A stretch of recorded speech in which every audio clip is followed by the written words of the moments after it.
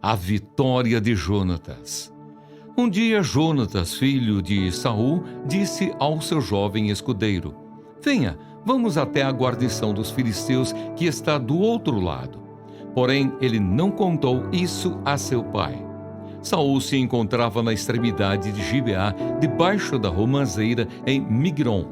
E o povo que estava com ele eram cerca de 600 homens. Aías, filho de Aitube, irmão de Icabô, filho de Finéias, filho de Eli, sacerdote do Senhor em Siló, trazia a estola sacerdotal. O povo não sabia que Jonatas tinha ido. Entre os desfiladeiros pelos quais Jonatas procurava passar a guarnição dos filisteus, havia um penhasco íngreme de um lado e outro penhasco íngreme do outro lado. Um se chamava Bozes, o outro Sené.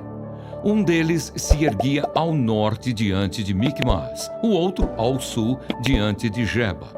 Jonatas disse ao seu escudeiro: Venha, vamos até a guarnição desses incircuncisos. Talvez o Senhor nos ajude, porque nada pode impedir o Senhor de livrar, seja com muitos ou com poucos. Então o escudeiro disse: Faça tudo o que estiver em seu coração. Eu estou com você e farei o que você decidir. Jonatas respondeu: Então vamos atravessar na direção daqueles homens e deixar que eles nos vejam. Se nos disserem assim: Fiquem parados até que cheguemos perto de vocês, então ficaremos onde estamos e não subiremos a eles. Porém, se disserem: Subam até aqui, então subiremos, pois o Senhor os entregou em nossas mãos. Isto nos servirá de sinal. Quando os dois se deixaram ver pela guarnição dos filisteus, estes disseram: Eis que os hebreus estão saindo dos buracos onde estavam escondidos.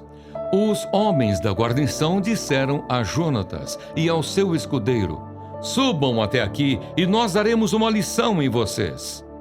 Então Jonatas disse ao escudeiro: Venha atrás de mim, porque o Senhor os entregou nas mãos de Israel. Então Jonatas subiu engatinhando, e o seu escudeiro foi atrás. Os filisteus caíram diante de Jonatas, e o seu escudeiro os matava atrás dele.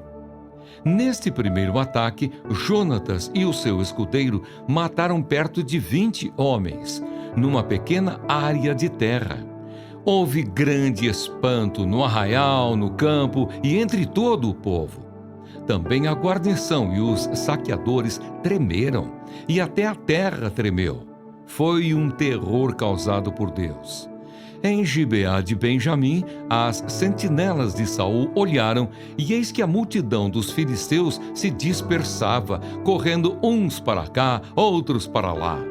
Então Saul disse ao povo que estava com ele: Contem os soldados e vejam quem é que saiu do acampamento. Contaram, e eis que nem Jonatas, nem o seu escudeiro estavam ali. Saul disse a Aías: Traga aqui a arca de Deus. Isso porque naquele dia ela estava com os filhos de Israel.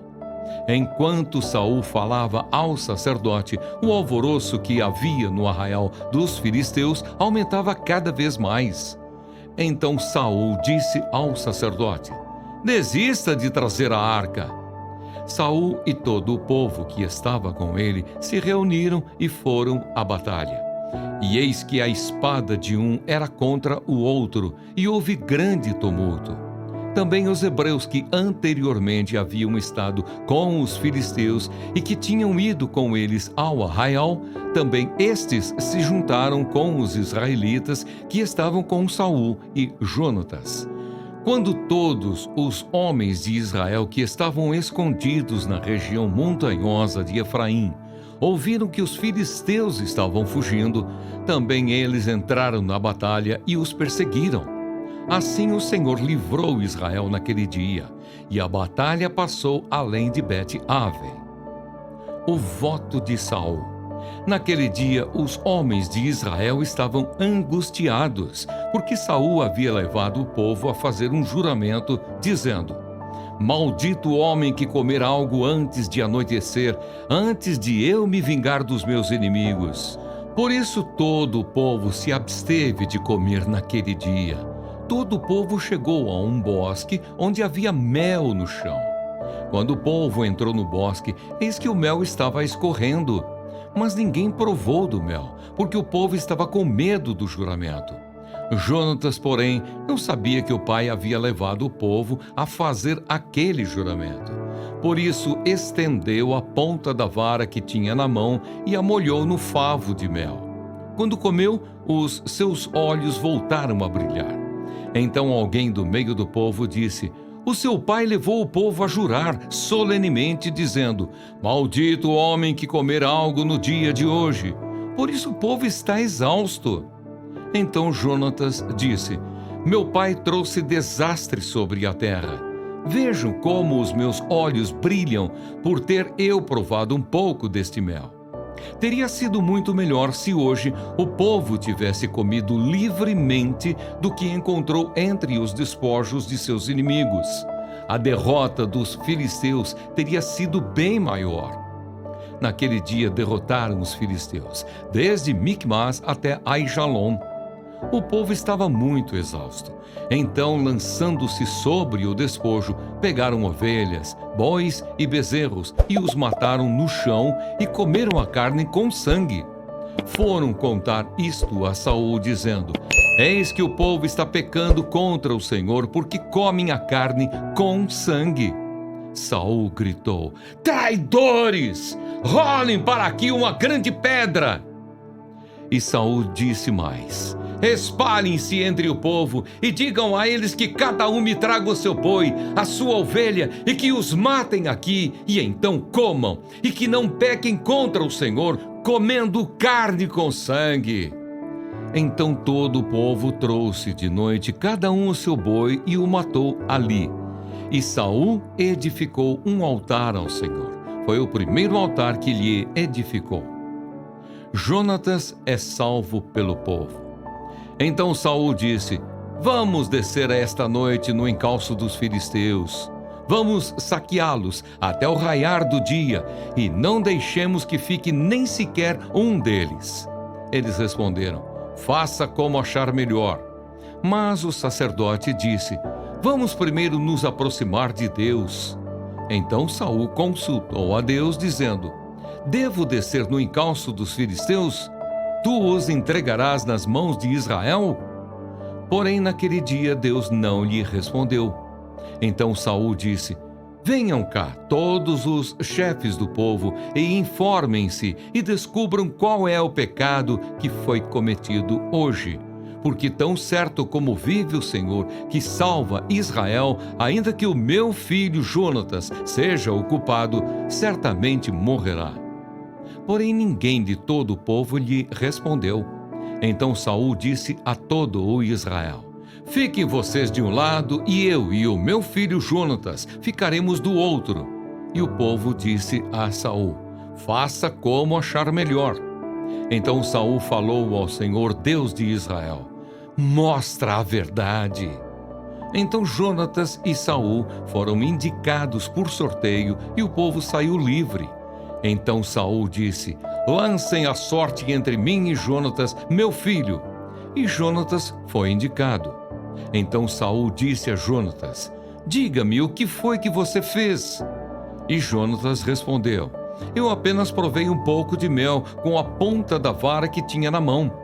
Eis-me aqui, estou pronto para morrer. Então Saul disse: que Deus me castigue se você não for morto, Jonatas. Porém o povo disse a Saul: como é que Jonatas pode ser morto, ele que efetuou tamanha salvação em Israel? Nada disso. Tão certo como vive o Senhor, nenhum de seus cabelos cairá no chão, pois foi com a ajuda de Deus que ele fez isso hoje. Assim o povo salvou Jonatas para que não morresse. E Saul deixou de perseguir os filisteus, e estes voltaram para a sua terra.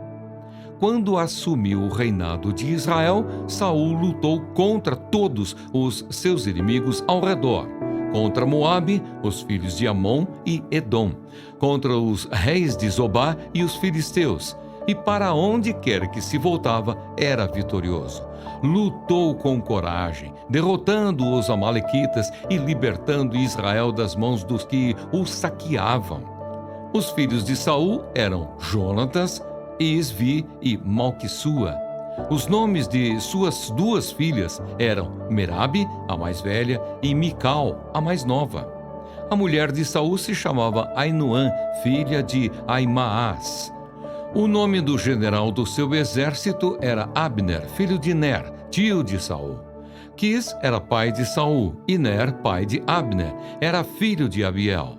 Durante todo o reinado de Saul, houve forte guerra contra os filisteus. Por isso, sempre que via um homem forte e valente, Saul o agregava a si. A promessa de Deus a Davi. Salmo didático de Etã, Ezraíta. Cantarei para sempre as tuas misericórdias, ó Senhor. Os meus lábios proclamarão a todas as gerações a tua fidelidade. Pois eu disse: a misericórdia está edificada para sempre. A tua fidelidade tu a confirmarás nos céus.